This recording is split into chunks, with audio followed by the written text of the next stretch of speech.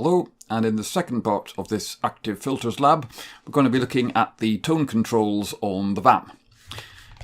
Just before that, though, that puzzle from the first part of the lab. If you have a negative Q factor, what does it mean? Well, a hint for those who haven't got there yet. A negative Q factor implies, from this equation, either you're storing a negative amount of energy in the circuit, or you're dissipating a negative amount of energy per cycle. And as the slide says, one of these is impossible. I will leave it to you to work out which. If you're still confused, ask myself or a demonstrator. But do have a go at working it out yourself first. Now, on to the tone controls. The tone controls on the VAM are based on the Baxandall circuits that we talked about in the lectures, and they're trying to produce controls which can adjust both the bass frequencies, up or down, or the treble frequencies, up or down, independently, without using any expensive components. And preferably without using any inductors at all, because, as I hope you're beginning to realise by now, inductors are really awkward components to try to work with. This is the basic form of the Baxandall treble tone control circuit. And this is the basic form of what I've called the Type 2 Baxandall bass control circuit. It's rather simpler than the original bass control circuit that Peter Baxandall published in his original paper. And it's a combination of these two circuits that we're building on the VAM. It's possible to combine a treble tone control circuit up here and a bass tone control circuit down here, so that they only use one op-amp between them. Now, the analysis of this circuit is quite tedious and quite tricky to do. This is an approximate expression for the frequency of the highest frequency pole when the treble tone control is at full boost.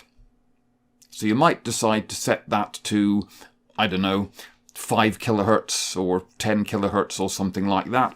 That's up to you.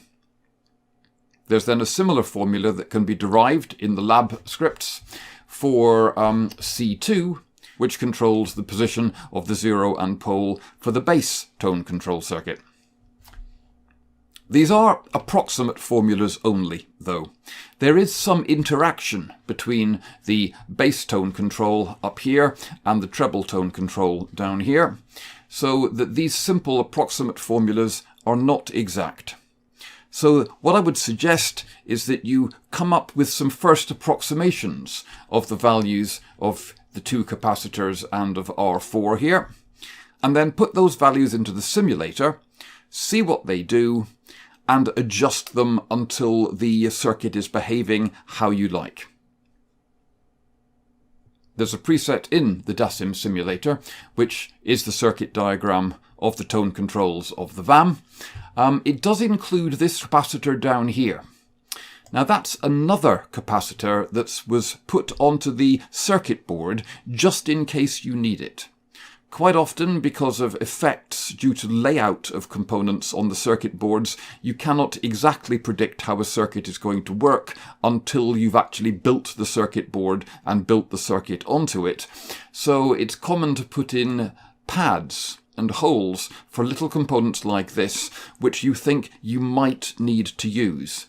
And if you build a tone control which oscillates at high frequencies when you set the treble tone control up to maximum, then you might want to fit a small capacitor up here.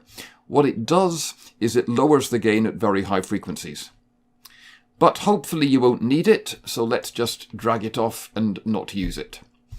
You can see that the circuit works, because if I move the treble tone control down here, I can either cut or boost the treble frequencies, leaving the bass ones alone. And the bass tone control up here will either boost or cut the bass frequencies, leaving the treble frequencies alone. The values of the capacitors will change the frequencies at which the bass and treble tone controls operate. If I took that up to 150 nano, for example, then the base tone control only works at much lower frequencies. And if I take this 470 picofarad down to, say, 47 picofarads, then the treble tone control only makes an appreciable difference around 10 kilohertz and above, which probably isn't what you want for a treble tone control. You want it to have more of an effect around the 2 and 4 kilohertz regions.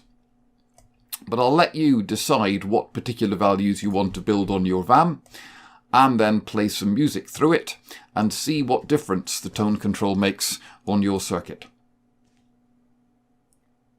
Do remember that, as usual, there's a document on the website called How to Bake the VAM, in this case, How to Build the VAM Part 5, which is well worth reading before you start soldering any components onto your VAM board. Okay, that's all from me this time. Good luck.